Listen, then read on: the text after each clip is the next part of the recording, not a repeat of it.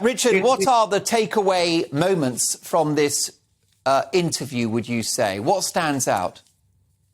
What stands out is that Harry is someone who is unquestionably extremely angry. There's absolutely no doubt, and this comes out time and time again, and you've just played a clip of it, is an obsession with the feeling that senior royals, almost certainly, meaning his father and his brother, it's a very, very tough interview when it comes to comments made about William, are conniving with the press, especially the tabloid press, and it was the pressure from that and the results of that that forced him and Meghan, who were anxious to serve, to leave Britain. And essentially, it's a giant conspiracy theory. There is, of course, a great deal about Diana, but there too, sympathise though one does with the tragedy of her loss, of something that I think he's found it very difficult to come to terms with. He does seem to give credence to conspiracy theories and his feeling that there is a great deal more to come out. But so far as the royal family are concerned, this will go round the world. It will make the institution seem cruel and archaic.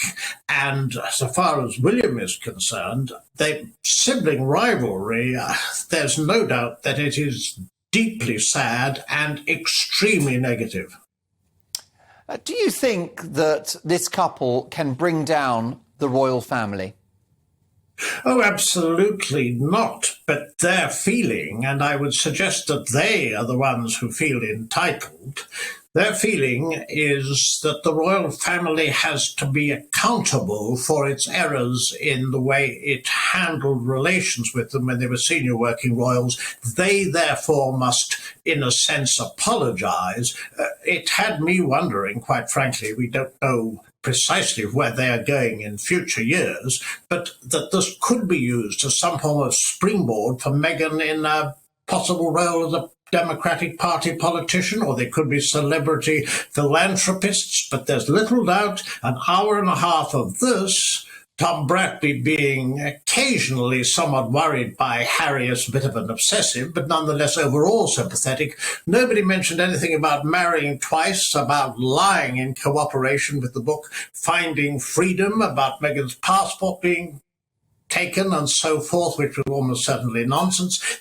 But this unquestionably shows that they're at war with the monarchy, and we will have to see whether there's any response from this and 4 other interviews going out in the United States, which is where it is aimed, from the palace. You are a keen royal historian, Richard. Do you think that King Charles's policy of dignified silence will work? I think it's probably the only option. Clearly, when the Queen addressed what she considered were extremely serious allegations made on Oprah, the allegation that there was a racist member of the royal family, although Harry disputes the specific use of the term and talks about unconscious bias when this comes up. She talked about some recollections may vary, and this has become part and parcel of the case of those who don't believe everything the Sussexes say. But insofar as King Charles's options, I don't think it's humanly possible to go through this point by point. And the other thing that one has to say, where is the proof for all these conspiracy theories whereby the press are seen as an enemy and the palace colluding with it, and the palace being essentially his father, his brother, and there's not a particularly flattering portrait of Catherine. I fear the whole thing is very, very negative, but insofar as actually answering it, removing titles is a matter for Parliament.